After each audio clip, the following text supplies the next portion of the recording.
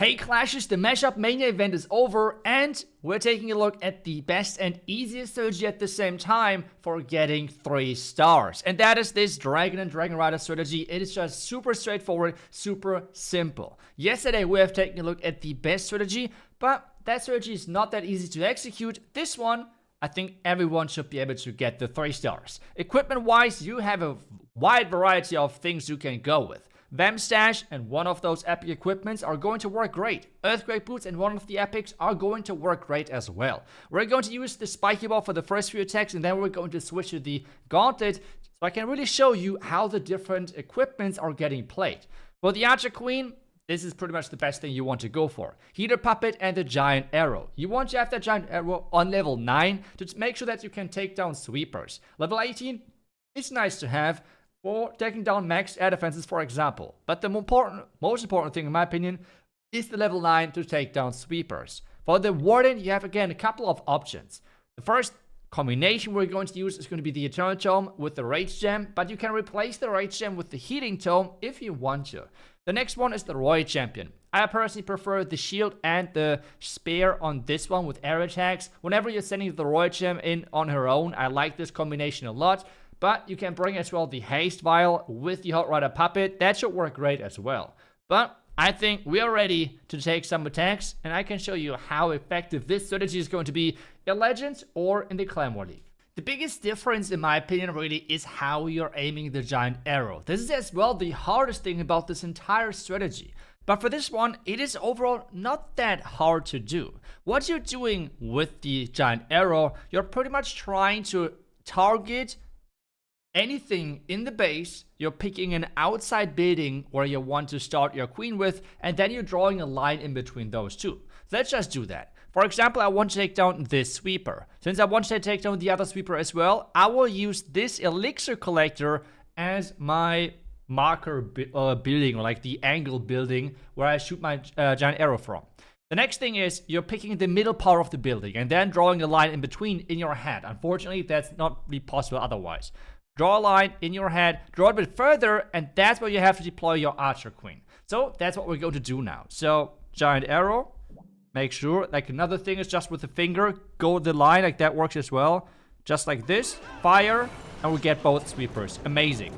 Next step for us, let's just start with the dragons. We have already wasted quite a bit of time because I was explaining about a thing. Dragon attacks are quick enough that that should be no problem. Going in with those attacks, so far so good. The queen should get that, no problem. The king is funneling the top, so I won't invest anything for that queen. She will go down, but that's already fine. She did her job. King from the top side, then we can use that warden ability in just a second, I think, right now. Blimp making it all the way, and then we can clone in front of the town hall with those loons.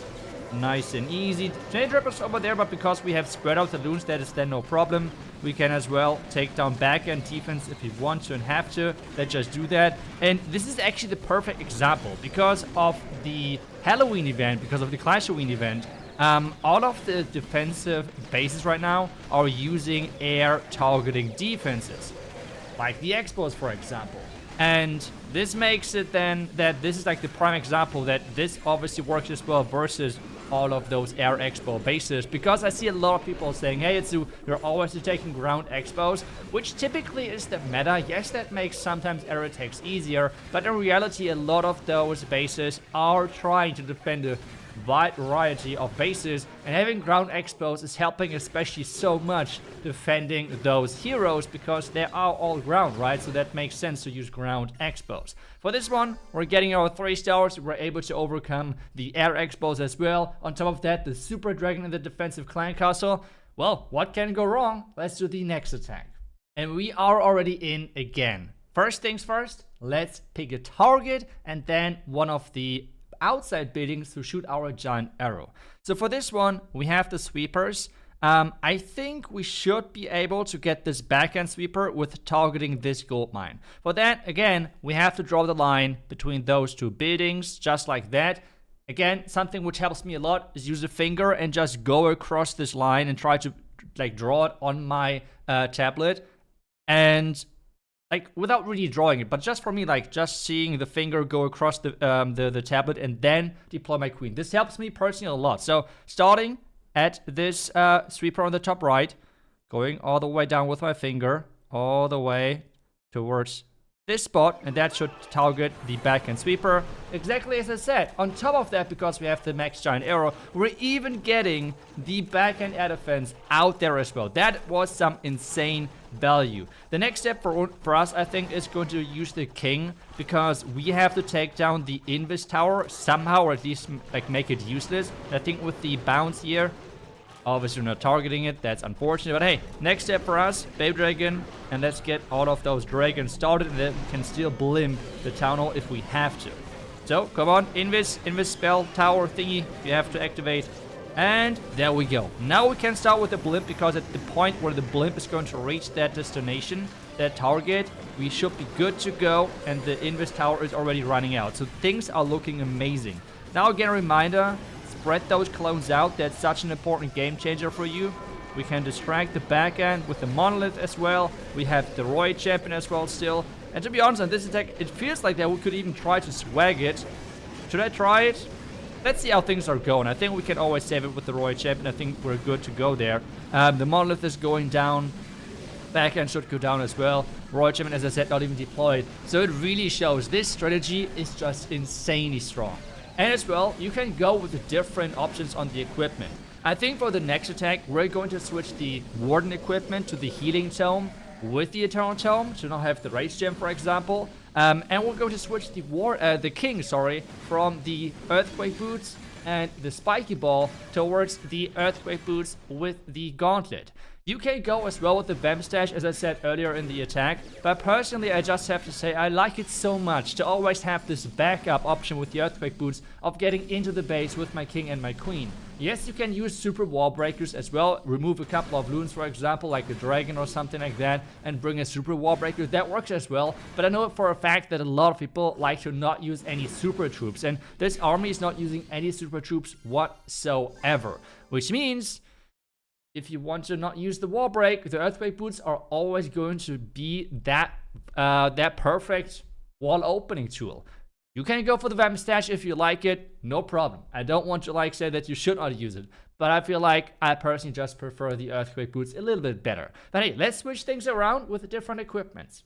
The Spiky Ball with the King is always quite nice, but the Barbarian King Gauntlet works as well, because this turns your King into super tank. Because remember, not only he has the damage reduction, but as well he has the passive hit point regeneration, which helps quite a bit. But as always, let's start with the giant arrow. We have one sweeper on this side, the other sweeper on this side. If you're wondering why the sweeper is over here, because you can kind of hide it behind the red loons, and this is like a bait for the fireball. A lot of unexperienced attackers, or maybe some content creators who are like commentating at the same time.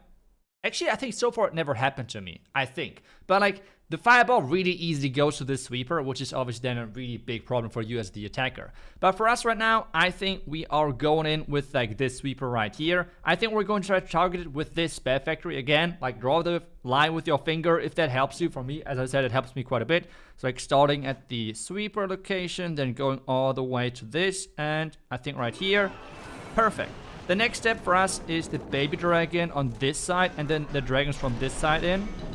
Because now I can use the Barbarian King and take a look at this. With the Earthquake Boots, I will get access towards that core really easily. The cool thing now is that we can use the blimp and have a hero dive with like the queen charge. The king is tanking perfectly and everything. So things are looking really good for us right now.